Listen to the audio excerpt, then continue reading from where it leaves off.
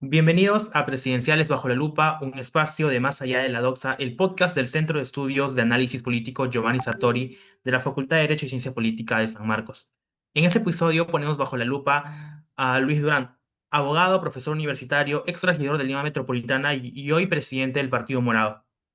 Conocido por su defensa de la institucionalidad democrática y su apuesta por un país más transparente, Durán se ha convertido en uno de las voces más visibles de su partido en la escena política nacional. Eso y mucho más discutiremos en este episodio. Buenas tardes, doctor Durán. Gracias por aceptar la invitación. ¿Cómo se encuentra usted? Hola Jairo, muy buenas tardes y muchísimas gracias por la invitación. Tengo un enorme afecto por la Universidad de San Marcos. Mi jefe, Luis Aparicio Valdés, donó, acompañamos y donamos, eso no lo saben muchas personas, algunos libros y ayudamos a la reconstrucción o refundación de la biblioteca de la Facultad de Derecho que lleva el nombre de su padre, Aparicio Gómez Sánchez. Entonces, y yo luego a raíz de eso enseñé varios años en San Marcos en las materias de tributario. Solamente dos cuestioncitas antes de empezar, si fueras tan amable. La primera es que yo nunca he ejercido un cargo público. Ahí has tenido un problema con el dato. Yo nunca en mi vida he ejercido ningún cargo público. Siempre he trabajado en el sector privado como abogado y también he sido profesor universitario. Y mi entrada en la política en estos años, porque estuve vinculado a movimientos políticos universitarios y movimientos ciudadanos, pero mi entrada a la política de estos últimos años se produjo con el inicio del Partido Morado. Y he sido parte de su comité político inicial y ahora soy su presidente. Y la otra cosa era que sí he servido al Estado. Y esto es importante contártelo. ¿Por qué? Porque desde año 99, cuando ya soy un abogado, he sido requerido por varias instituciones públicas para apoyarles en la defensa de asuntos tributarios. Hemos resuelto y hemos apoyado a la SUNAT, por ejemplo, y a otras instancias en defender ante juicios tributarios con empresas privadas. Entonces, mi acercamiento al Estado no ha sido como funcionario, no todavía. Ha sido fundamentalmente como asesor para estos temas especiales, ¿no? Eso nada más, no sé si es importante, pero en todo caso, decirte. No, sí, sí, sí, es súper importante. Justo igual en la investigación que ha hecho nuestro equipo, quizá ha encontrado algo y Siempre hay, a- siempre hay. siempre.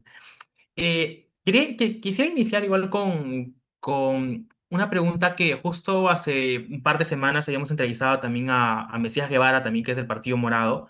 Sí, al Y buen Mesías. sí, y justo estábamos hablando en ese momento de esta posible alianza que ya no se va a dar con Cooperación Popular.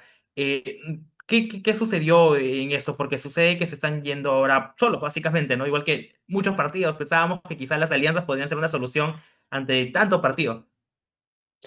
Uy, qué difícil. No es una pregunta difícil, pero el contexto te lo quiero poner un poco más sencillo, ¿no? Mira, yo llevo, sinceramente, desde antes del golpe de Estado de Castillo, conversando con todos los liderazgos políticos del Perú. Primero he conversado con todos, con los representantes de todos los partidos imaginables o inimaginables, siempre no, porque queríamos darle una salida coordinada, porque yo ya venía que esto que está pasando en el Perú de ingobernabilidad iba a crecer. No tuve respuestas. Conversé con el propio Castillo, con su primer ministro, conversé con los representantes de los dos extremistas, o sea, de los dos partidos de extremos, etcétera. Pero en el marco de esa conversación, Jairo, también conversaba con los liderazgos de centro izquierda y centro derecha, algunos de los cuales no tenían partido todavía, hoy día sí tienen, y algunos de los cuales creían que se podía, entre comillas, y hoy día hablan de trabajar juntos, etcétera. Y mi respuesta, Jairo, sincera, es esta: no les interesa, porque están pensando en ellos mismos. El problema de muchos políticos, es lo que he visto, es que no les interesa realmente el país, les interesa su ego, su sentido personal de las cosas. Así que yo sí creo que fracasó, te lo digo con honestidad, todas esas conversaciones, y no porque el Partido Morado no quisiera que se abriera este campo. Les ofrecimos a varios de ellos, yo se los puedo decir mirándoles a los ojos: vente al partido, tú eres presidenciable, vas a competir bajo reglas de juego clara. Y algunos decían, dame condiciones. Pero yo no te puedo dar que tú seas el candidato, porque hay que votar, hay que coordinar, hay que hacer consensos. La inseguridad y el ego personal ha matado muchas de esas relaciones. Hoy día tienen partidos, hoy día claman y vociferan diciendo que la democracia y que debimos unirnos, y algunos y algunas se han quedado sin partidos, porque ha habido crisis en esas instituciones. Entonces, ese es el contexto, y quiero ser muy honesto contigo en ese contexto. Yo ya había perdido toda posibilidad, todo interés por alianzas, personal, porque sabía cómo se mueve. Y ocurre que una persona que conozco me llama y me dice, mira, he conversado, ¿no es cierto?, con nuestro amigo puneño, así me dijo él, he conversado con nuestro amigo puneño, y él lo único que ve es que el Partido Morado es una institución seria y limpia, y él vería con buenos ojos una conversación con el Partido Morado. Entonces, a partir de ahí empezó una serie de relaciones. Yo pedí autorización a mi comité político, etcétera. El acuerdo ha ido muy bien, Jairo. Hemos llegado a varias conclusiones importantes. Habíamos hecho ya el logo del proyecto conjunto. Pero ¿sabes qué pasaba? Una última cosa. Teníamos que verificar si se aceptaba o no que los actuales congresistas no fueran candidatos a nada. La posición del Partido Morado, Jairo, es muy firme, muy firme. Ningún congresista de este Congreso puede volver a postularse en las siguientes elecciones, y menos con el partido. La razón es muy sencilla. Ellos fueron elegidos, ¿no es cierto?, bajo un pacto de que ellos no iban a ser reelegidos. Eso lo votaron los peruanos en un referéndum. Y estos señores, por angas o por mangas, se han juntado y han provocado que ellos sí pueden ser reelegidos. Y para evitarse el roche, ellos van a ir al Senado. Eso es una tradición muy profunda. Por lo tanto, el veto que yo puse, y lo puse en radio programa, fue: ningún congresista va a participar con el Partido Morado. Y claro, el secretario de doctrina o algo así del partido Cooperación Popular es un congresista. Y entonces eso te podrá explicar las tensiones. Y luego, como ha dicho bien nuestro amigo Lescano, él se ha sentido maltratado por su partido, porque no lo han llamado a las conversaciones. Y eso está mal. Si nosotros tenemos liderazgos internos, hay que convocarlos para saber cuál es su posición. Y entonces esto ha fallado. Si quieres, haría un resumen. Llegamos hasta lo más que pudiéramos.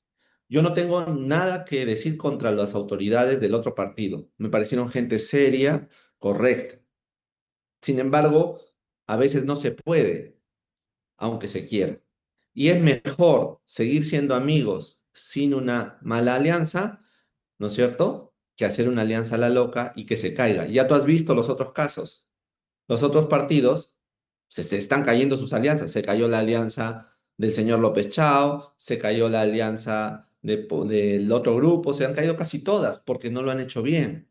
Porque entonces la pregunta y reflexión es, ¿para qué querían las alianzas? Si en otras épocas decían que no querían alianzas, que iban a hacer su propio camino. ¿Y por qué hoy día sí?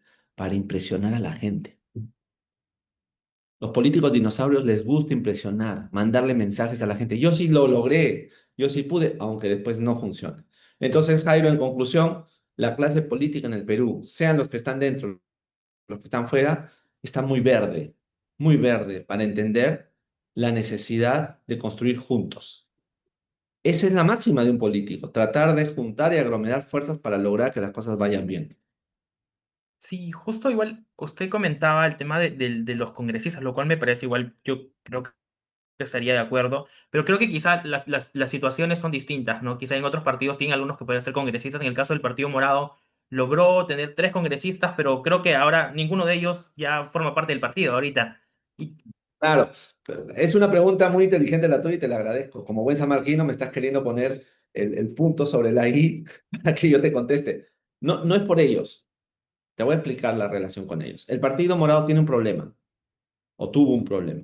El problema fue que cuando convocó personas para que formaran parte de sus listas al Congreso, vio sus buenas situaciones, son buenas personas. Yo no tengo nada que criticar a la señora Flor Pablo ni a la señora Susel Paredes, que son personas correctas. Yo no voy a discutir. Además, luchan por causas que son correctas.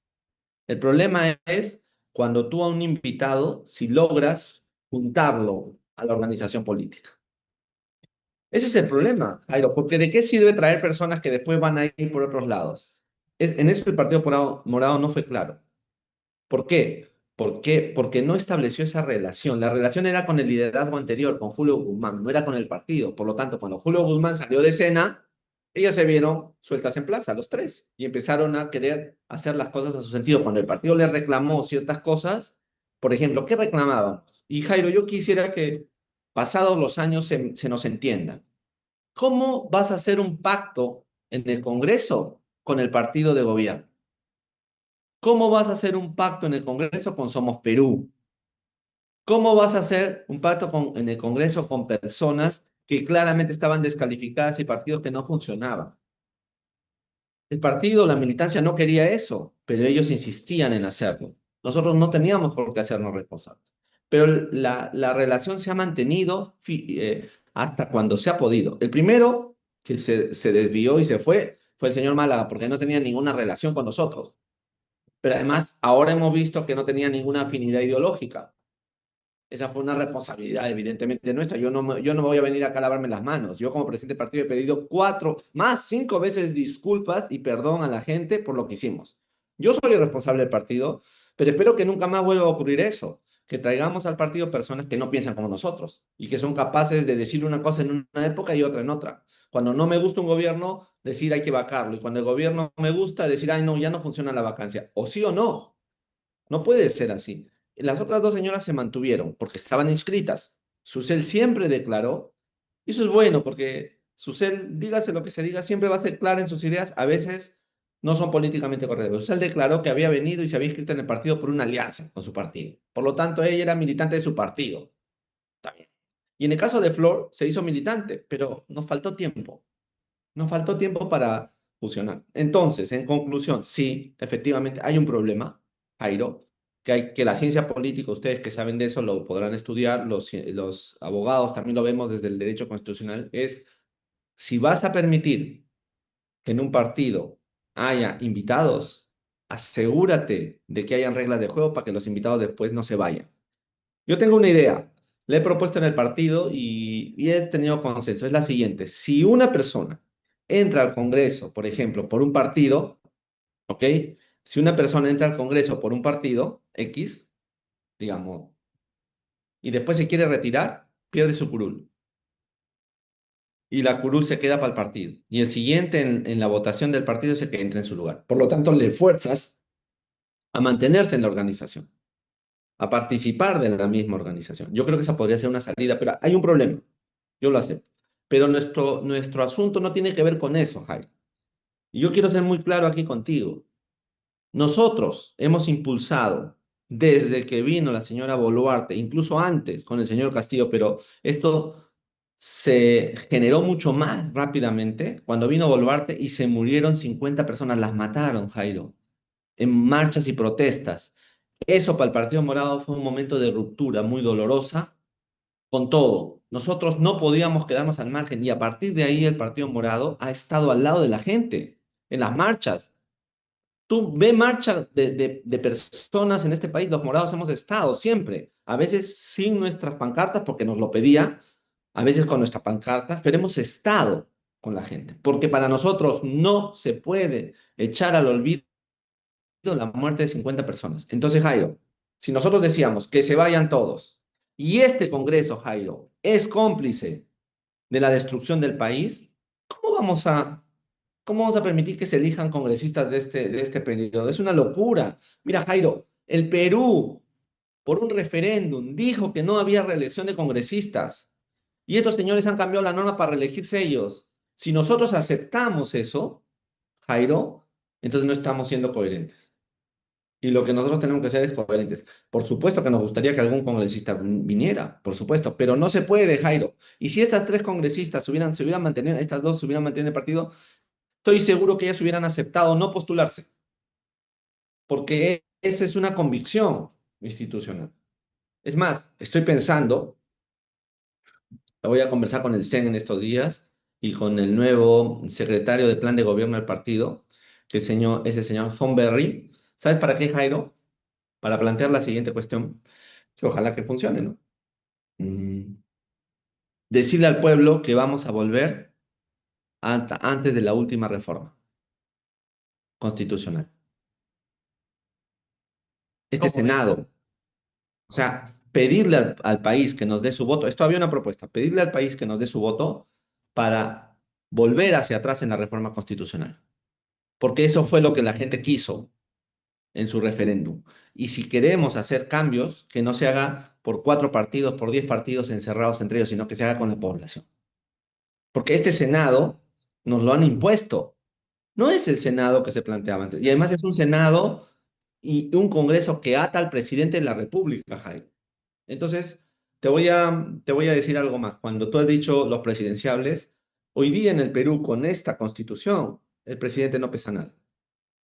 Si un presidente no tiene una bancada seria que lo respalde, va a estar atado a esos partidos de siempre. Entonces, hoy día no importa tanto el presidente.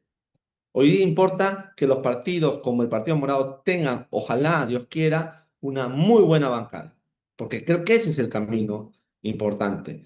No tanto pensar en el presidente, porque ¿qué haces escogiendo un presidente con 4 o 5 congresistas o 10 congresistas? Después te van a manipular, te van a convertir, ¿sabes qué?, en un rehén de esto para, como es Dina Boluarte, que es un rehén de sus circunstancias y de lo que está haciendo este Congreso.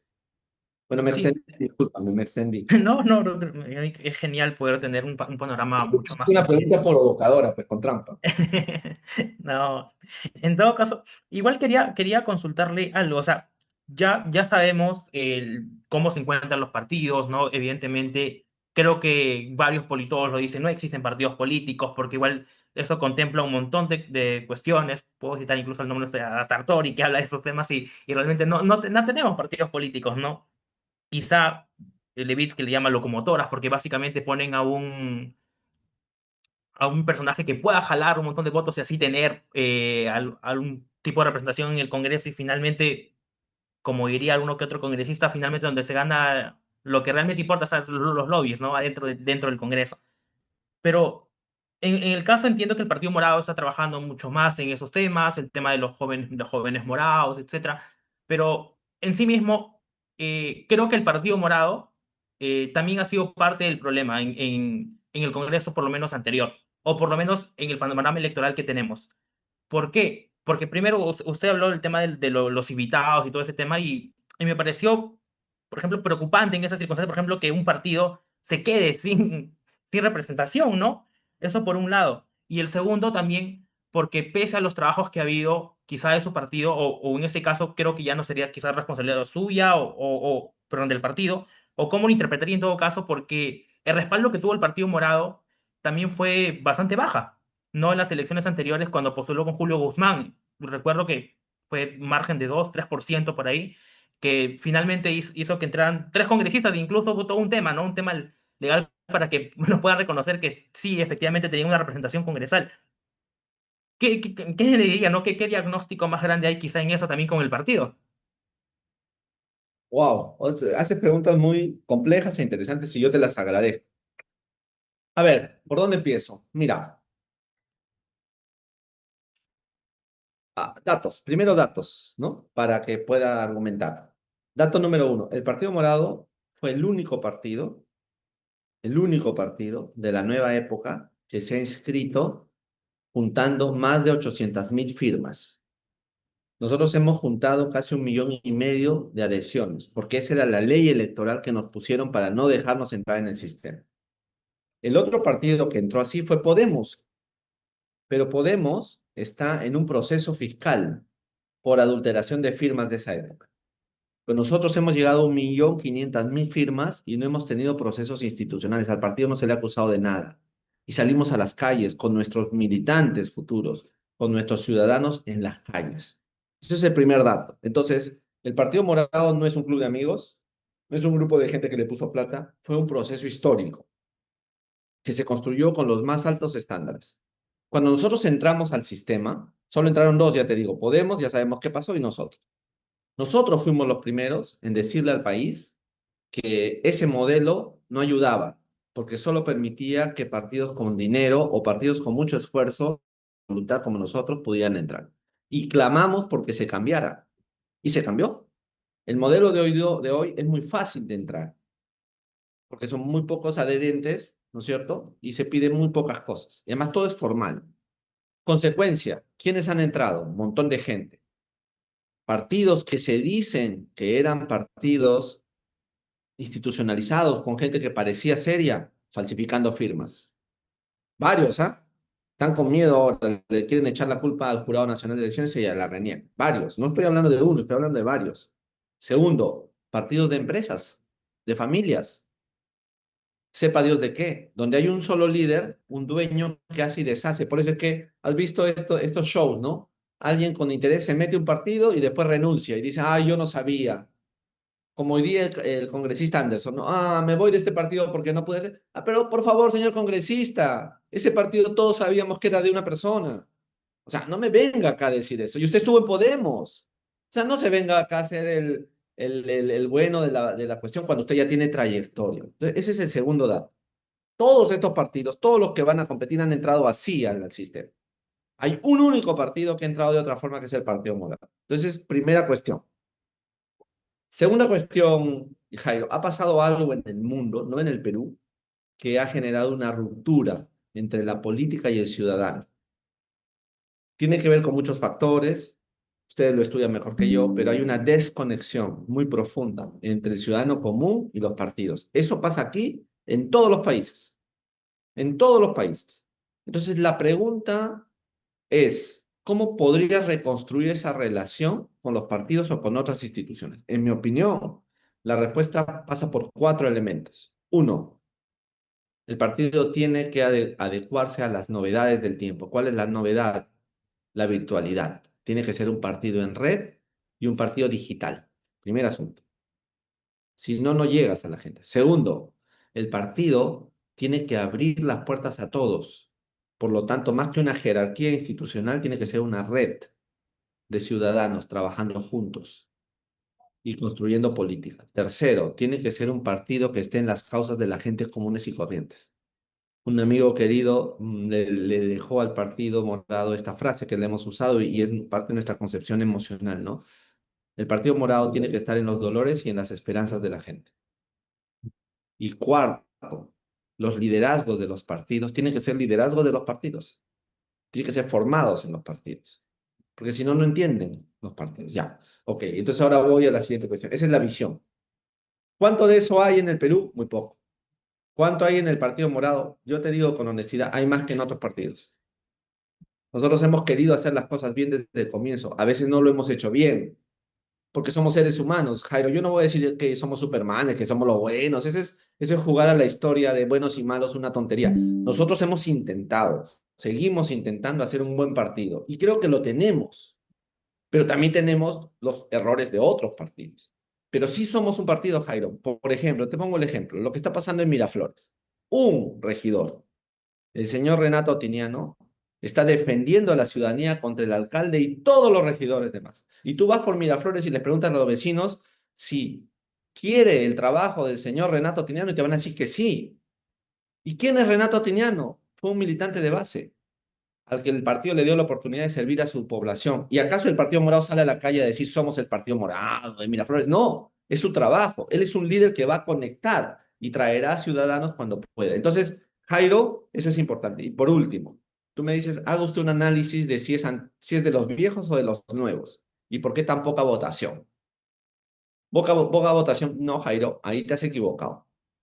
En las elecciones parlamentarias del año 2020, el Partido Morado sacó 7,5% más o menos, donde entraron Sagasti y los 9 congresistas. En las elecciones presidenciales sacó 5,5. Entonces bajamos 1,5. Es el desgaste propio de la circunstancia. El que sacó 2,5 fue el candidato presidencial, pero no el partido. El partido sacó 5,5, por eso es que metimos 5 congresistas. Entonces, la media del partido político, del Partido Morado, han sido 6%. Esa es la media del Partido Morado. O sea, esa es nuestra media institucional. Ahora, solo hemos participado en 2 elecciones nacionales. ¿Y por qué esa es la media, Jairo? Y ahí quiero ir un poco. Porque el partido es el más nuevo del sistema. Y es un partido que le propuso al país una forma distinta de hacer la política aquí. Y por lo tanto estábamos avanzando. Pero ¿sabes qué, Jairo? No hemos acabado de tener los liderazgos que queremos tener. Nuestros liderazgos, producir un líder político en una lideresa política necesitas 15 años para producir a alguien candidateable. Por eso es que muchos de los candidatos del Partido Morado son personas que vienen de otras partes, porque no hemos tenido el tiempo de existencia. Entonces nos están juzgando a un niño en términos políticos. ¿Me sigues? Pero lo estamos haciendo bien, porque ¿quién tiene 5 o 7%? Ahora veamos la votación del Partido Morado, Jairo, para ver dónde ha ganado el Partido Morado. Fundamentalmente en Lima. 50% de su votación es limeña. Y segundo, en las grandes ciudades donde hay jóvenes, y dos, donde hay gente que entiende el Estado de Derecho en el sentido más profundo y que entiende que la única salida del país es conversando, logrando libertad y progreso para la gente. Entonces, ese 7% es o 5 o 7 es un sector del país. Nosotros representamos un sector definido y ese sector lo tenemos que mantener. Si ese sector va a crecer, creceremos. Si ese sector se va a mantener, trataremos de avanzar. Sí, justo menciona algo que me parece igual interesante recalcar. Menciona que la mayor parte de votación es en Lima y en las grandes ciudades. ¿No cree que igual que esos repetir varios errores que ya han sido en el pasado? Porque es trabajar sobre todo, quizá una de las cuestiones que hace que Pedro Castillo gane es el hecho que ha trabajado pueblito por pueblito y todos esos temas que generalmente los partidos políticos no lo tienen, o quizá partidos muy grandes como el APRA en su tiempo lo tenían. ¿No? Y que lograban como que meterse a cada uno de esos pueblitos. Y quizás lo digo un tanto por la experiencia, porque mis familiares, varios de ellos tenían conocimiento de la APRA o de Acción Popular, de estos partidos, sobre todo porque estaban en esos pueblitos que están, sinceramente son pueblos que están a 16 horas de Lima, y es muy complicado entrar. Y, por ejemplo, yo no he visto eso en otros pueblitos, que otros partidos, por ejemplo, y quizá creo que serían unos errores. Y algo que menciona también, que me parece importante mencionar, que son personas que conocen de Estado de Derecho, separación de poderes, todos esos temas, y creo, no sería Tú te igual has también reído, importante que tú te el has reído partido. porque has dicho, ajá, por acá lo voy a agarrar. Que no conoce el Perú, vas a decir. No, igual, o sea, a lo que iba también, ¿no cree que también es importante generar una especie de lenguaje que puedan entender también, ¿no? O sea, más allá, usted menciona que hay gente que conoce y que probablemente sean jóvenes universitarios, pero también existe una población al que no se le está llegando con las propuestas, ¿no? Que quizás debería ser de otra forma, pero que yo entiendo Sí, que a su forma conocen Estado de Derecho y conocen todo el sistema democrático. sí, Quizás no cree vamos, que no, sí, sí, Jairo, Andy. eres una persona muy provocadora y te lo agradezco. Eres muy analítico y yo tengo el deber de contestarte con la misma honestidad con la que tú me preguntas. Entonces te voy a contestar tres cosas. Primero, em, yo lo que te he descrito es lo que ha pasado con la votación del Partido Morado. Eso es lo que yo te he descrito. Entonces, cuando tú tienes que hacer un análisis de dónde estás, empiezas por lo que ha sido. Se llama identidad. Yo no voy a negar lo que el Partido Morado ha sido porque es lo que ha sido. O sea, tú, una persona, una entidad, tiene primero que saber qué es y qué es su pasado, su historia, y después qué proyectas. Muy bien. Cuando nosotros empezamos el partido en mi presentación, yo decía de broma, y cada vez lo digo más, haz un pantoner de la piel de los militantes del Partido Morado que salen a la prensa hoy día y lo que salían en la época de Julio. El pantoner se ha ido para el lado oscuro. O sea, mira mi color de piel. ¿Me sigues? ¿Qué quiero decirte con eso? Eso es importante en este país. ¿Por qué? Porque el país, el Partido Morado, era un partido, ¿sabes de qué? De gente que había progresado en la vida a costa del Estado, o sea, contra la voluntad del Estado. La mayoría de los peruanos ha sido así. ¿Te acuerdas de Matos Mar que decía que los hombres andinos y las mujeres andinas bajaron a la costa porque no tenían dónde vivir? Bueno, esa es la experiencia de muchos de nosotros, hijos de migrantes, nietos de migrantes que nos hicimos. ¿Y sabes contra qué luchamos, Jairo? Contra las argollas, contra los prejuicios. Esa es la voluntad del inicio del Partido Morado. Todos, todos los que están en San Marcos, tú lo sabes, todos los jóvenes de hoy, sea de la clase que sea, saben que tienen un techo, pueden avanzar en la vida, estudiar, pero siempre va a haber alguien que le va a ganar por argolla, por color de piel, por lo que fuera. Muy bien, esa lucha contra ese modelo de Perú es contra la que nosotros luchábamos y luchamos. Se llama buscar igualdad de oportunidades, que el Perú le sirva a todos y a todas. Esa es la base del partido. Y eso, Jairo, está en cada rincón del país.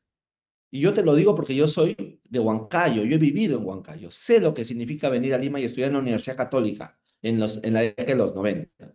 Sé lo que significa volverme un abogado especialista en derecho tributario de los mejores en el Perú sin tener un privilegio detrás. O sea, yo te lo puedo decir porque lo he vivido. Yo quiero que eso le pase al Perú, a los jóvenes, a las personas de todas las regiones. Por lo tanto, hay en la base del partido una necesidad de integración. Pero ¿qué pasó? Y ahí voy a ser muy claro. La urgencia de una elección movió la propuesta comunicacional del partido.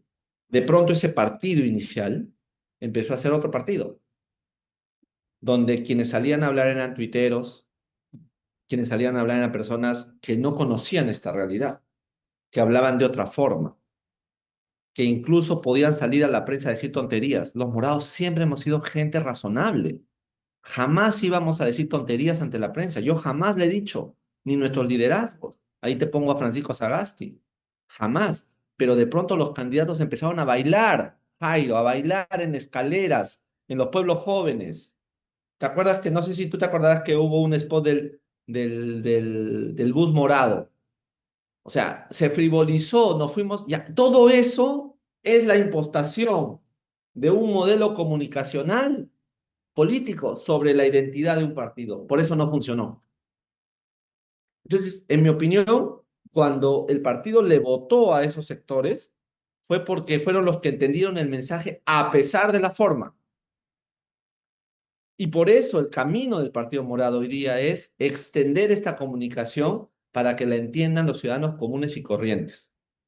Como yo. Yo soy un ciudadano común corriente. Ahora, siguiente cuestión. Y esta es la última, te lo prometo, sobre este tema, pero hay muchas cosas. Me estás haciendo pensar mucho y yo te lo agradezco, de verdad. Mira, el Perú es un país telúrico. ¿Qué quiere decir eso? Te lo digo yo como hombre andino. Cuando yo era niño, yo vivía en Huancayo, no sé si conoces Huancayo, pero Huancayo está pues, es un valle que está entre cerros. Entonces, si tú ves a un lado del cerro o ves al otro lado del cerro, ves cerros que te tapan la visión. ¿Sabes a dónde mira el hombre andino? Arriba. Y yo me ponía en mi techo y me ponía a ver las nubes y el cielo para pensar en grande. Entonces, el hombre andino tiene lo telúrico, los montes, digamos, la tierra alrededor suyo y su forma de mirar es hacia arriba.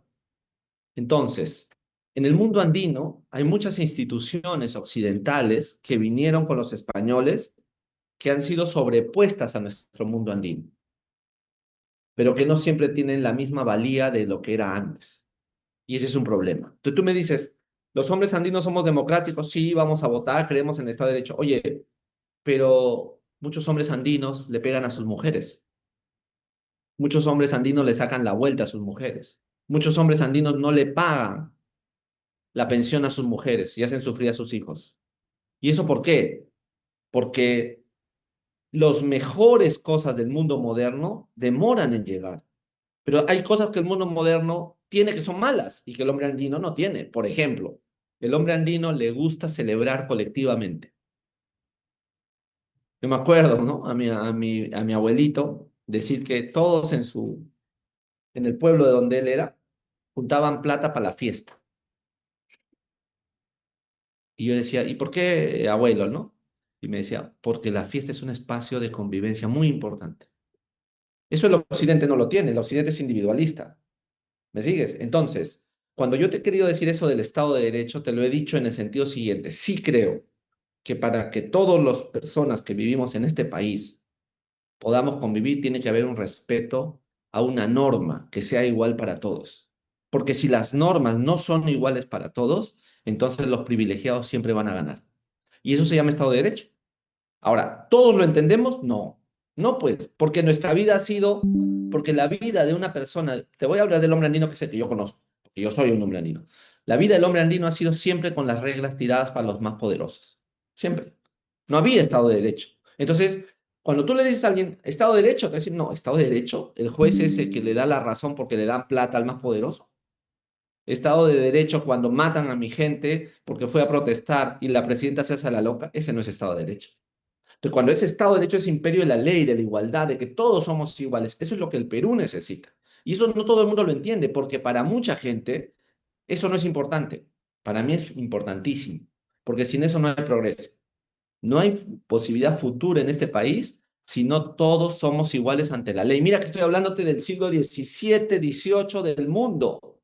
Y eso no está tan claro. ¿Por qué? Porque las élites políticas y económicas han convertido a este país en un país como si fuera un fundo, un feudo, donde solo algunos tienen derecho. Discúlpame, Jairo, y eso no es revolucionario en el sentido de comunista. No, eso es siglo XVII.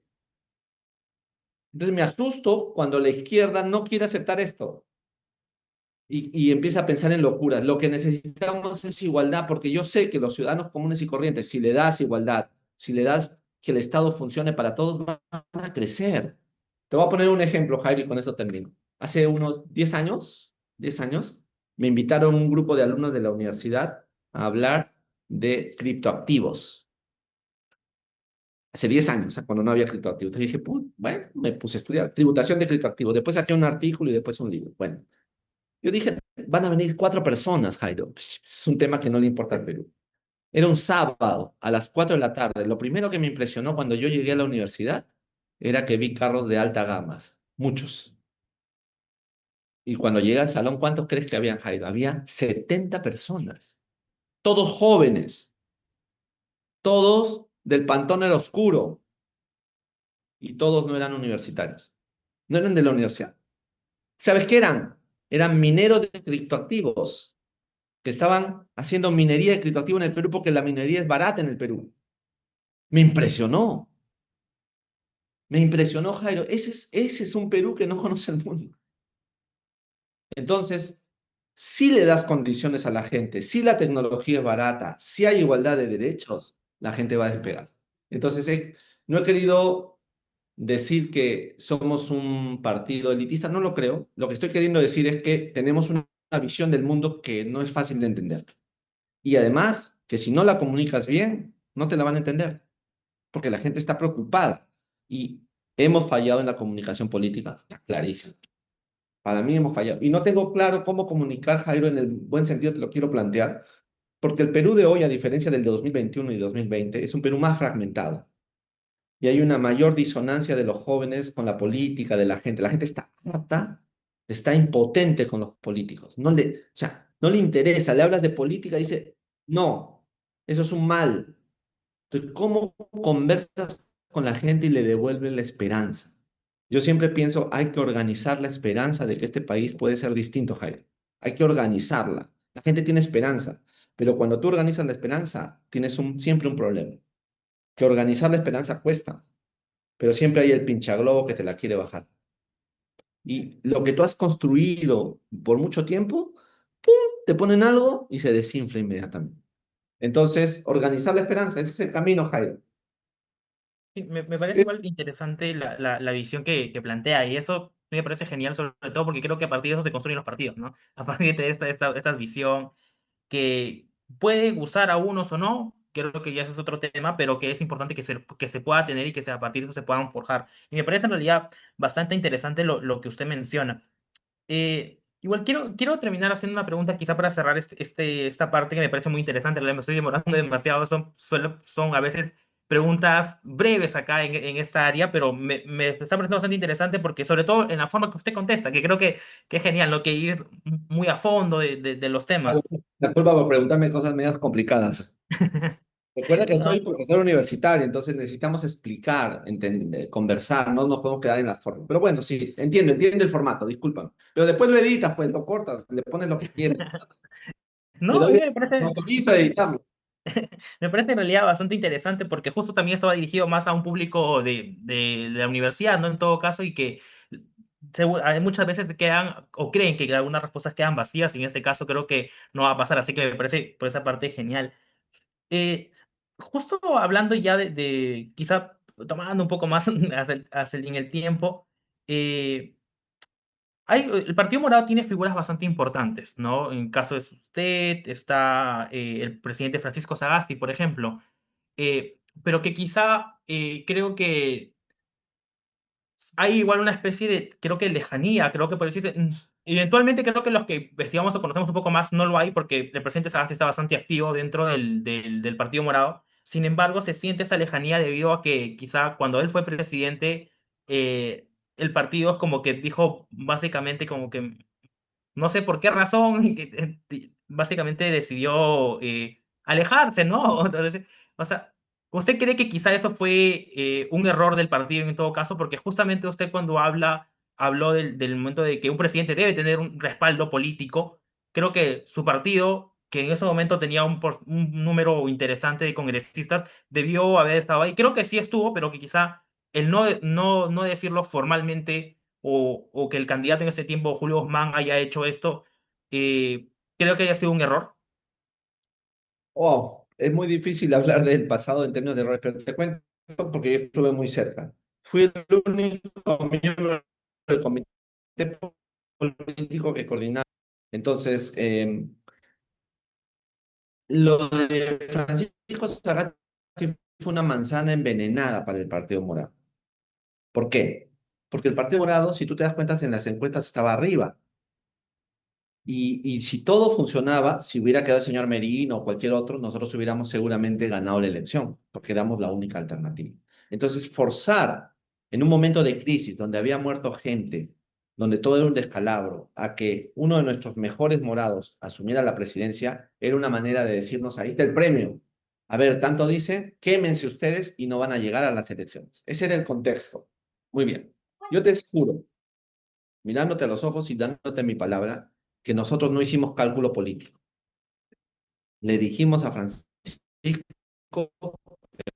Francisco tenía que asumir la presidencia porque era un deber nacional.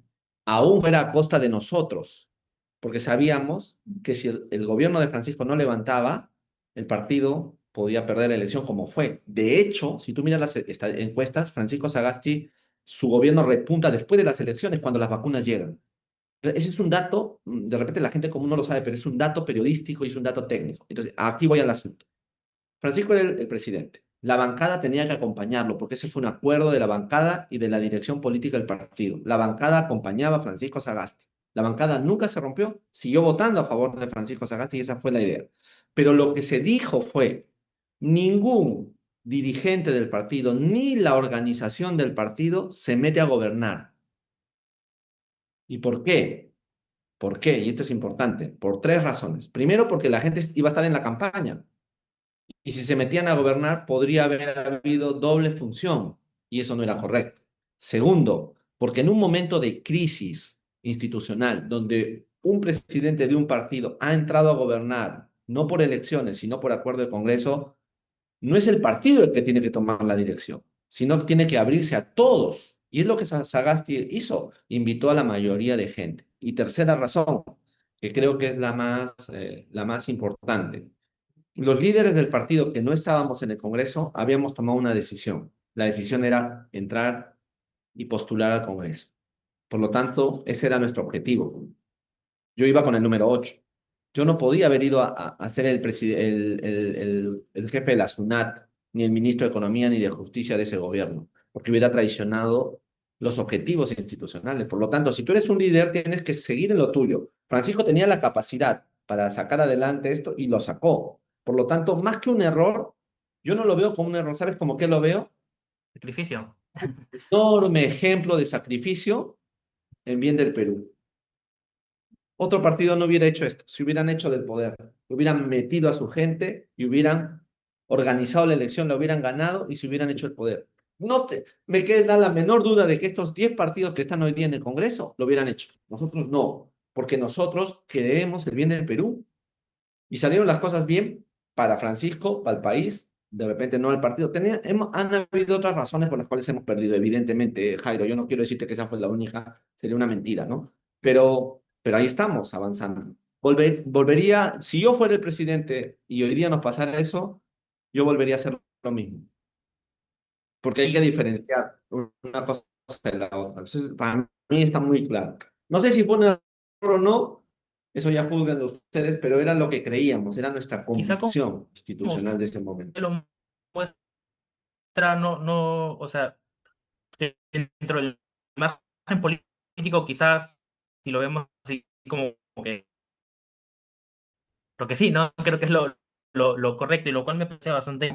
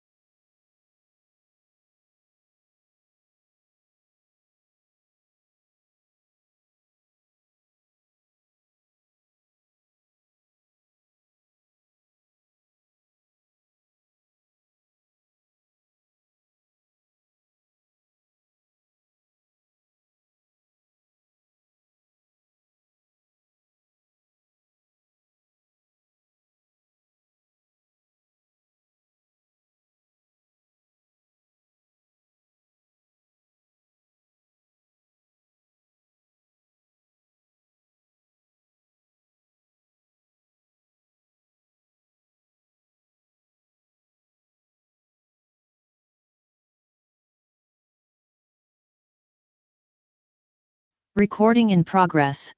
Sí, y me parece genial lo que mencionas, sinceramente. Me parece una visión bastante. Creo que el análisis es correcto, porque quizá creo que muchos analistas no lo habían visto quizá de esa forma o no quisieron verlo, tal vez, ¿no? Que me parece Hicieron por- ahí a veces. hicieron porque se perturban a veces con la forma, el realpolitik de estos años. Todo el mundo quiere ser Trump. Todo el mundo quiere, la gente cree que hablándole, insultando a la gente van a ganar. Eso es una falta de respeto, porque eso no es Sí, tu posición.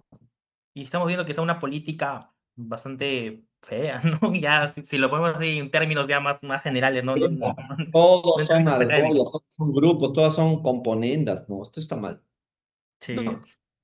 Y ahora ya yendo al tema de lo que propone el Partido Morado, ¿qué proponen en temas de seguridad? Sobre todo cuando estamos en este limbo, ¿no? Entre aquellos que prefieren un autoritarismo para, para tener seguridad y otros que velan por los derechos humanos, pero que al final el otro grupo le adjudica que derechos de los delincuentes. Entonces, creo que es una encrucijada bastante tremenda, sobre todo teniendo en consideración que la ciudadanía ahorita está tomando una postura vale decirlo que muchas veces pro medidas autoritarias para combatir la delincuencia. O sea, ¿qué se propondría, no, en ese caso? Porque yo no estoy de acuerdo con el autoritarismo, pero quizá algunos partidos políticos se están alineando, muchos de ellos, a eso solo por temas electorales.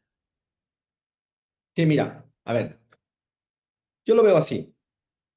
El Partido Morado cree que cuando tú confrontas la vida entre buenos y malos o entre extremos, no llegas a nada. Esas falsas dicotomías son falsas dicotomías para entrar en las cuestiones más profundas emocionales de la gente. Entonces, primero, yo no creo en esa diferencia. Yo creo que puedes tener autoridad y respetar irrestrictamente los derechos de las personas. Yo creo en ese modelo. Autoridad con respeto a las personas, ¿correcto? Entonces, fuera esos dos extremos. ¿Cómo logras autoridad con respeto a las personas? Primero, leyes buenas. Y lo que nosotros vamos a proponer, Jairo, en primer lugar, es que se deroguen todas estas leyes que han hecho este Congreso, que lo que logran es impunidad para grupos de sinvergüenzas, que logra impunidad para corruptos y que logra impunidad para delincuentes. Y esas leyes hay que derogarlas. Ojalá nos dieran una mayoría para que el primer día sea deróguense todas estas leyes y empiécese de nuevo. Segunda cuestión, el problema de la seguridad ciudadana no es un problema de bienes, Jairo. Para los ricos es un problema de bienes.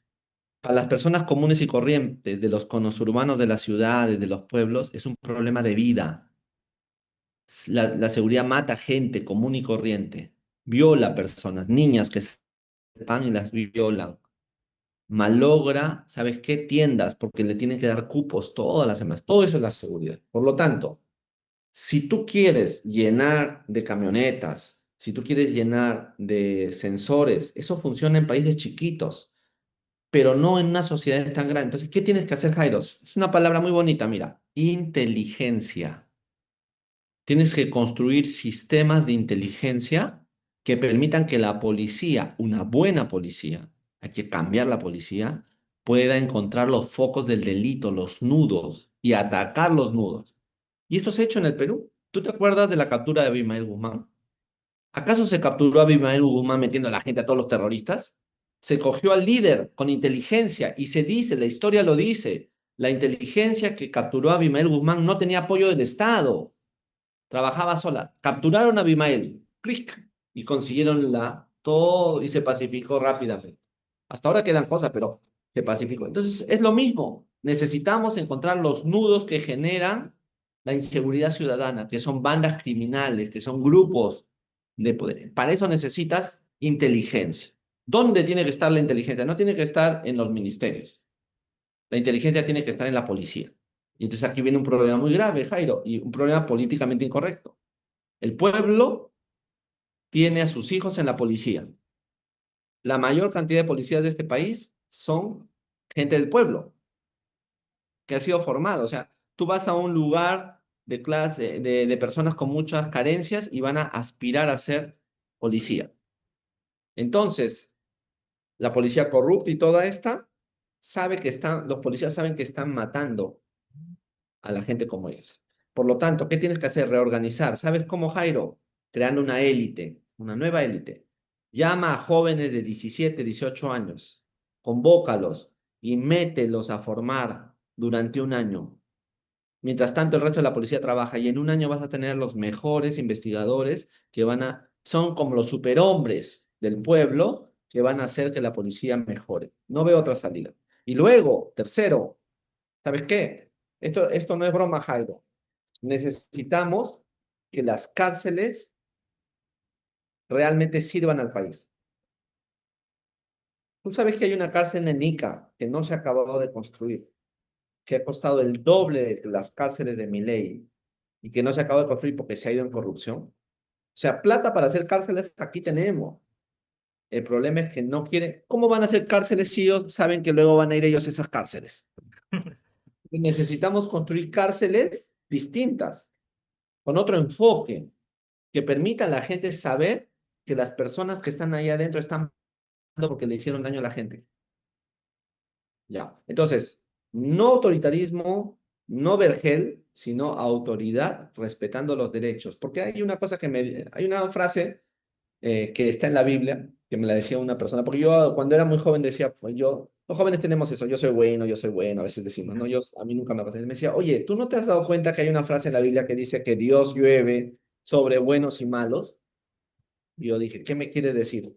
Claro, si Dios llueve sobre buenos y malos, todos están mojados. ¿Cómo sabes quién es bueno y malo? ¿Cómo sabes quién es bueno y malo? ¿Por qué? Porque es más andino es malo, porque viste peor es malo. O sea, ¿te acuerdas tú? No sé si tú te acuerdas que había una época en el Perú que por ser andino, por vestir mal, creían que uno era el delincuente. Eso es estigmatizar a la gente.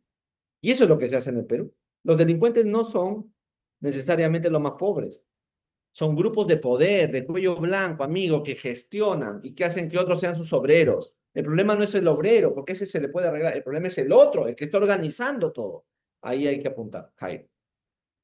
Esto en resumidas cuentas. Hay una persona que creo que va a hacer un buen trabajo aquí, que es Daniel Mora, el que hizo la reforma de la universidad. Ustedes deben recordarlo con éxito. Él se ha comprometido a ayudar en esta reforma para la seguridad. Daniel lo va a hacer bien, porque ya nos demostró que pudo reformar contra tantos corruptos la universidad pública. Luego ha habido un retroceso, pero lo va a hacer con la seguridad. Yo estoy seguro. Creo en él. Sí, sí, me parece igual bastante interesante la posición que tiene. Sobre todo yo también concuerdo quizá que es el tema en la inteligencia, en la policía creo que es lo que más falta hace. Entonces, igual, justo que acaba de mencionar el tema de la universidad, Tengo que quisiera me hacer está una volviendo pregunta. morado, Jairo, perdónenme. Morado. Perdón por decirte eso. No, no se preocupe. Y ahora justo hablando, usted hablaba del tema de la educación y el tema igual de la reforma universitaria, igual quiero comentarle un tema que pasa dentro de San Marcos y que me parece igual importante mencionarlo. Sucede que recién han modificado el reglamento de admisión y en este reglamento lo que se está haciendo es cobrar cuando es una segunda carrera. Y qué es lo que se menciona? Que la ley universitaria dice que solo es gratuidad de una carrera, no de más. Y una universidad pública como San Marcos, creo que incluso la rectora que estudiaba dos carreras, ¿no? Dentro de la misma universidad. ¿Cómo ve eso? ¿O cree que igual porque dentro de la universidad hay un buen sector de, de estudiantes que reclaman ello? Que quizá la reforma universitaria no se hizo también con consenso de los estudiantes y que de cierta forma se quitó cierta participación a los gremios estudiantiles, porque de por sí existe un tercio con gobierno, asamblea universitaria y todos esos temas, pero que muchas veces está más alejado, ¿no? De la realidad que podría ser un estudiante. Por ejemplo, en mi perspectiva, no conozco quién es el que me representa dentro del Consejo Universitario o la Asamblea Universitaria, pero quizás lo tengo más a la mano a aquella persona que precisamente es la que me dice que debieron haber participado, ¿no? Como son los gremios estudiantiles. Wow, y otra pregunta muy difícil de contestar, pero como no soy pecho frío y como no me escapo como otra gente en el pasado de mi propio partido, yo afronto las cosas y es cierto. Mira, te tengo que dar mi opinión sincera. Yo viví un mundo de la universidad que de repente no es igual al tuyo, 1990 a 1996. O sea, quiero hablarte desde ese momento y ahora lo vivo como profesor. Vivirlo como profesor es otro rollo, es distinto. Entonces, ¿qué vi yo entre 1990 y 96 en San Marcos? Porque además, el chisme, Jairo, mi enamorada de aquellos años era estudiante de Derecho sanmarquina. Por lo tanto, yo pasaba la mitad de mi tiempo en San Marcos y la otra mitad de mi tiempo en Católica. Me trae buenos recuerdos. Mira, yo lo que vi es tercios de facultad y centros federados absolutamente alejados de los intereses de los estudiantes que estaban entrando. Los estudiantes de aquellos años en derecho querían ser buenos profesionales para competir. San Marcos había caído mucho, le habían puesto filoterroristas y entonces la Facultad de Derecho, que era muy fuerte antes, en los años 60, 50, había perdido. Entonces ellos querían familias pobres cuya intención de sus hijos es que prosperen. Ellos querían conseguir la mayor información y formación para ser buenos profesionales. Eso es lo que yo entendía que querían. Además luchaban contra Sendero, fue toda una historia. Pero, ¿sabes quiénes lo representaban? Los talleres, Jairo. Parecía impresionante.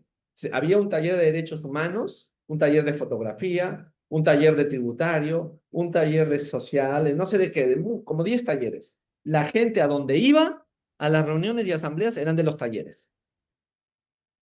Ahí lo representaba, porque ahí estaba el San Marcos vivo, el San Marcos de la historia, el que hacía política, pero hacía ciencia, o sea, el San Marcos verdadero. Estaban todos, ya. Ellos no tienen representación. Ellos fungían en esos años de intermediarios entre los alumnos y los centros federados y los tercios. ¿Para qué? Para conseguir profesores. Se mataban la vida trayendo profesores y obligaban a los tercios y a la facultad que les abra la facultad a sus nuevos profesores, porque la facultad estaba argollada. Hasta ahora. Entonces, eso a mí me hizo ver que en el mundo estudiantil de la universidad pública hay núcleos de pensamiento que son los talleres. ¿Cómo incorporas a los talleres en la orgánica institucional? En la católica se puede. Los talleres tienen representación y tienen ciertos derechos, pero no son tercios, porque los tercios, o sea, la idea del cogobierno universitario se construyó después de la reforma de Córdoba en Argentina. Y era una reforma política, los tercios eran políticos, pero el mundo de hoy de los universitarios no es político partidario, es un mundo político técnico. Por lo tanto, tendríamos que incorporar la participación de los talleres en el cogobierno. No, no de liderazgos políticos. Lo que estoy diciendo puede ser muy agresivo, Jairo, pero es lo que pienso, porque lo he vivido. O sea, que no sean los liderazgos políticos, sino que sean liderazgos técnicos, intelectuales y políticos a la vez, o sea, los talleres, los presidentes de los talleres, que ahí se escogen a la mejor gente. Muy bien. Ellos deberían cogobernar. Ahí cambiaría mucho, porque entonces las autoridades y las argollas de la universidad tendrían el dedo puesto encima por la calidad y la competencia, que es lo que le hace falta a las universidades. Las universidades necesitan abrirse, necesitan conocer el mundo, necesitan ser técnicas profesionales. En las universidades nacionales también hay argollas. Y entonces de ahí me voy al segundo tema, la reforma universitaria, Jairo. La reforma universitaria yo la seguí desde el Partido Morado y antes, porque no había Partido Morado, la seguí con mucha alegría e ilusión. Yo vi a Mora y a sus grupos yendo por cada universidad, conversando con la gente, conversando con los tercios, pero también sabes que vi, Jairo, mucha respuesta política contra él. Lo difamaron, varios rectores y sus grupos de universitarios y sus grupos no querían, esa es la verdad. Y entonces, ninguna reforma es muy buena. Las reformas sirven para avanzar, para hacer mejor las cosas. Muy bien. La reforma que planteó Mora fue buena, pero tiene sus límites como todo. El problema, Jairo, ¿sabes cuál fue? Que una vez que se hizo temblar a los poderes de las universidades, vino la contrarreforma. Y tu rectora, discúlpame, no sé si eso te traerá problemas, pero tu rectora es hija de la contrarreforma. Tu rectora es hija de la contrarreforma. Tu rectora no cree en un proyecto de universidad verdadera y seria. Y por eso estamos como estamos. Y por eso la SUNEDU ha retrocedido. Y por eso no hay rumbo en la universidad peruana. No hay rumbo, Jairo. No hay una propuesta hacia adelante. Tiene que haber. Entonces, en mi opinión, el futuro de la universidad peruana es avanzar más profundamente en la calidad. Segundo, reconstruir el rol de los tercios, incluyendo tercios por calidad académica, es decir, talleres, grupos de estudio, espacios de formación, que haya una élite de personas que lo hagan desde la propia universidad. Y por último, proscribir, Jairo, proscribir a los estudiantes eternos y a los profesores eternos. Mira, Ustedes deben tener en San Marcos, yo me acuerdo, también conocí profesores que no van a clases, que no dicen nada y que quieren seguir estando. Y no los podemos sacar. No se les puede, y además ellos son tan frescos que quieren seguir. O sea, eso no puede ser. Si tú no tienes un profesor de calidad, no pierde solamente el profesor, pierdes tú, pierde el país, pierden los impuestos de la gente que te está dando. Ahora, hay un último tema que es el económico. Aquí sí soy un poquito agresivo. Voy a ponerlo así, ¿ya? Con, con el riesgo de que me buleen después en tu universidad. La propuesta más cercana a una reforma universitaria es la propuesta chilena. ¿Ok? No la antigua, sino la que hace la izquierda de Chile. La izquierda de Chile dice gratuidad. Eh, yo no creo. Te explico. Gratuidad para el que no puede pagar. O sea, todos deberíamos de tener un techo de entrada igual, gratis, todos. Pero si mi familia, yo, Luis Durán, tiene posibilidad de ayudar a pagar a mi universidad, yo pago. Porque eso engrandece la universidad. ¿Me sigues? Entonces, la gratuidad no debe ser una gratuidad que signifique que nadie pague. Debe ser una gratuidad para aquellos que más necesitan la universidad. Porque pasa en países, ¿no? Como en Chile, en otros países donde gente rica va a estudiar en universidades públicas. En España pasa eso. Y la pasan gratis, pero el dinero que los impuestos están dando de los ciudadanos no son para ellos, son para la gente que lo necesita. Entonces, la reforma debería ser gratuidad, gratuidad, Jairo, gratuidad, pero capacidad de responsabilidad de los participantes en financiamiento.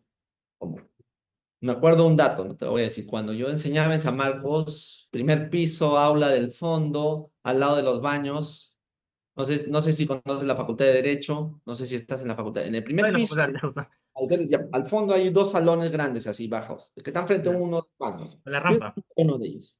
Y habían tres alumnos que cuando yo empecé a enseñar, ¿sabes qué hacían? Rayaban sus carpetas con un lapicero, porque ponían sus datos de su clase. Y yo me molesté mucho. Le dije, tú estás dañando bienes públicos.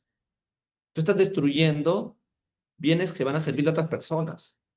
No te das cuenta porque no te cuesta, porque no te cuesta. Porque si tú supieras lo que el Estado y la sociedad gastan en esto, sabrías cuidar. Y todo el salón me aplaudió. Claro, esos alumnos seguramente me odian, pero es así, Jairo. Cuando los bienes son públicos, tenemos el deber de cuidarlos mejor que cuando son privados. Ya, entonces, a eso me refiero. Entonces, si yo voy a una segunda carrera, que me dejen entrar gratis, por supuesto, pero si yo puedo colaborar, lo hago. Ahora, claro, tú me dices, sí, pues doctor, pero eso es un mundo virtuoso. Sí, yo creo en un mundo virtuoso. Yo creo que la solución para el mundo es que las personas no solamente creamos en derechos, sino en deberes. Porque si no es ciudadanía, el deber de tener limpia la calle. Me acuerdo en las primeras salidas de los mítines de Guzmán, cuando estábamos, nosotros recogíamos la basura, Jairo, que hacíamos. Y yo voy a pedir que se haga siempre. Siempre pido cuando vamos a un evento, a algún lugar, recojan su basura. ¿Sabes por qué? Porque si tú dejas la basura, estás defendiendo tus derechos, pero te estás olvidando de cumplir tus deberes. ¿Quién va a recoger esa basura? Si la puedes recoger tú. O sea, ese es el concepto, Jairo. O sea, no quiero que se me malinterprete. No es que no creo Ujú. en la gratuidad, creo en la gratuidad con deber. Creo que igual me Y por parece ejemplo, un si tú concepto. terminas en San Marcos y eres talentoso, por favor, que en tu corazón haya un chequecito para San Marcos, ¿no? En unos años. O que por lo menos vayas a enseñar, o que le dones algo, como pasa en las grandes universidades del mundo. O sea, Jairo, cuando tú tengas éxito y seas una persona con mucho poder en el país, piensa en lo que fue para ti San Marcos y trasládale recursos para que otros puedan tener tu oportunidad. Ese es un republicano en el sentido clásico, ¿no? O sea, una persona que cree en sus derechos y cumple sus deberes. Sí, sí, me parece igual interesante. Igual creo que por lo menos en San Marcos sí existe todavía este sentimiento de poder retribuir. Sobre todo, yo le soy sincero, yo soy ex representante estudiantil y Y justo veía en los profesores, en varios de ellos, las ex sanmarquinos, las ganas de poder apoyar a su universidad, porque para ser sinceros, ahorita varios profesores están enseñando sin contrato y no les están pagando ni un sol. Y ellos están enseñando, y creo que es la forma igual de retribuir y que, sobre todo porque creo que aman eso, ¿no? Que el tema de la universidad, ellos mencionan la universidad pública, que tengan calidad de enseñanza y lo brindan, ¿no? Y a diferencia de ciertos profesores, como usted mencionó también del hecho San de que Marcos tiene, San Marcos tiene más de 500 años, eso es una identidad muy profunda. Mi jefe me lo decía. Yo siempre voy a pensar en San Marcos. No tenía nada que ver con San Marcos, porque era un señor pituco de las décadas 50, mucha plata, pero él decía siempre San Marcos. ¿Por qué? Porque San Marcos es, ¿sabes qué, Jairo? San Marcos es parte de la gran identidad del Perú que no debemos perder. Y yo sí creo que los sanmarquinos tienen una cultura sanmarquina de defensa de su universidad. Eso sí lo creo. Por eso es que esta señora rectora la va a pagar tarde o temprano, porque se la van a cobrar, porque lo que está haciendo no es correcto.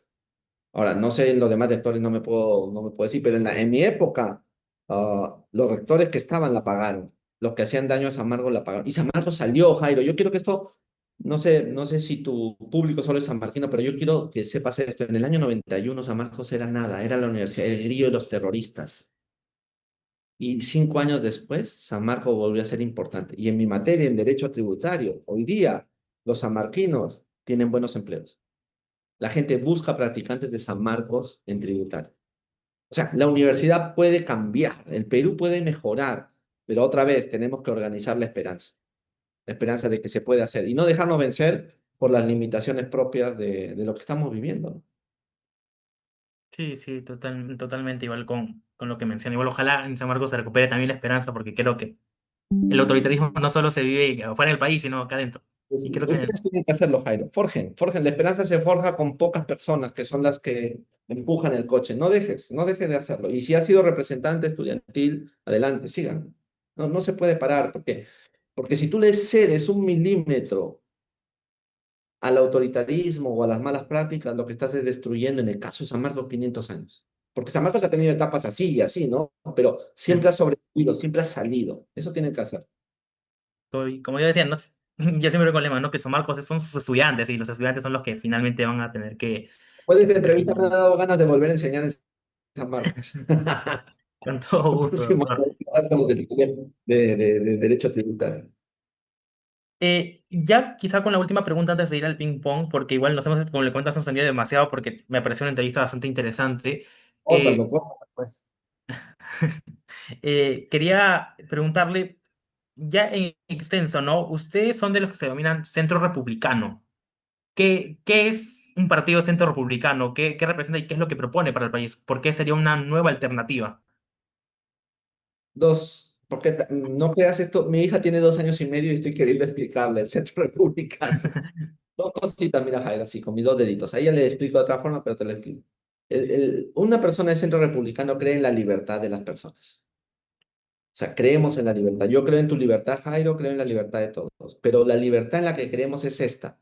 No, la persona no es libre cuando no está oprimida por otros solamente, sino es libre cuando descubre cuál es su proyecto en la vida.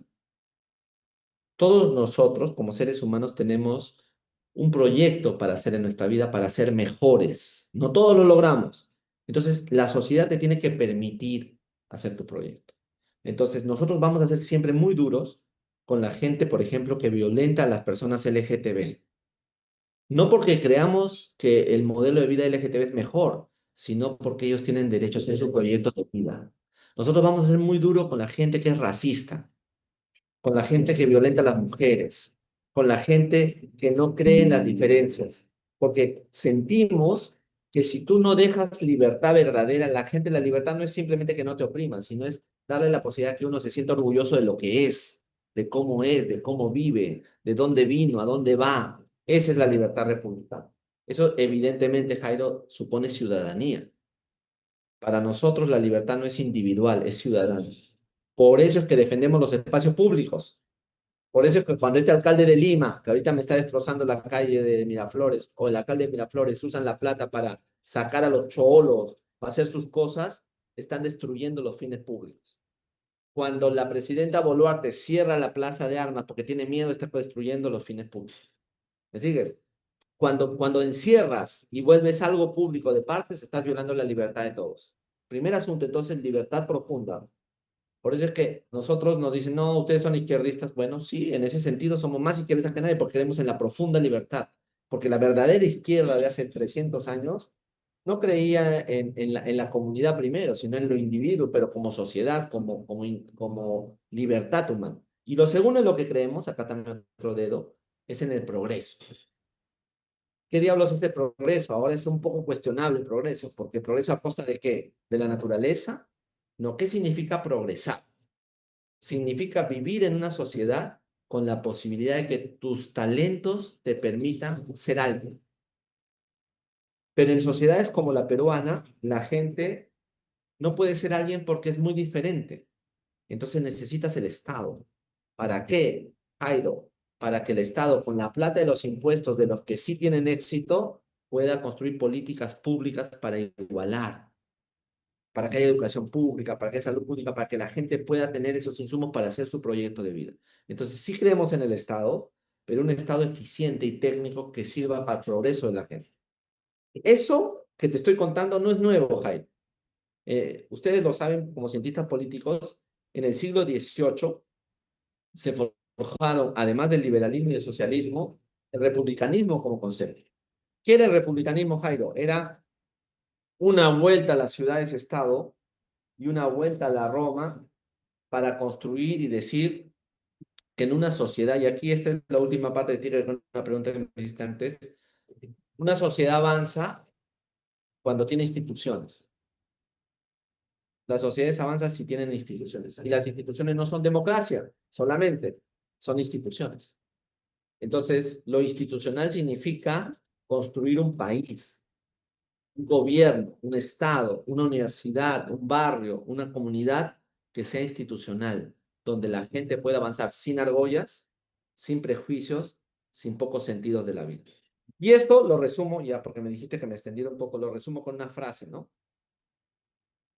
Basadre, que es uno de los inspiradores del Proyecto Morado, decía que el Perú tiene que ser lo que estuvo destinado a ser. ¿Y qué es lo que estuvimos destinados a hacer cuando nos independizamos? Una república de ciudadanos.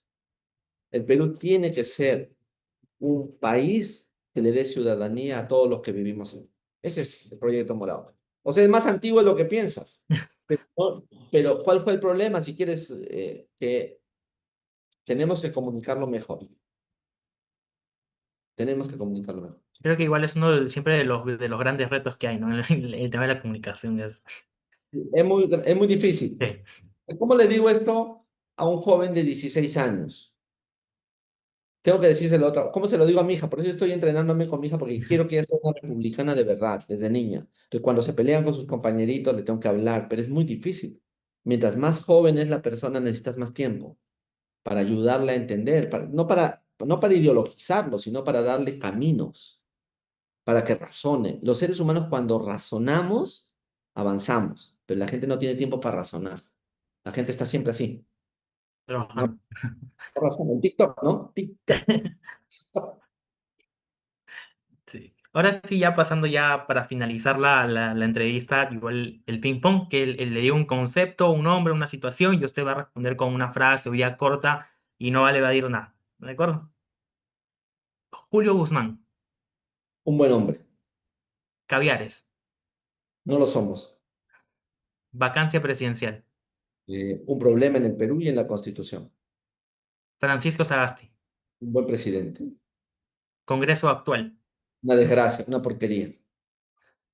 Policía Nacional, Debe ser cambiada con inteligencia. Dina Boluarte, Un monstruo. Johnny Lescano, Un buen hombre. Pedro Castillo, Un buen hombre que no supo atender a la posibilidad de ser y cambiar este país. meritocracia La única forma para salir adelante, quitando argollas. y Corte Interamericana de Derechos Humanos, Nos tiene que defender. Nunca debemos salir de la corte. Partido Morado. La esperanza. Hay que organizar la esperanza.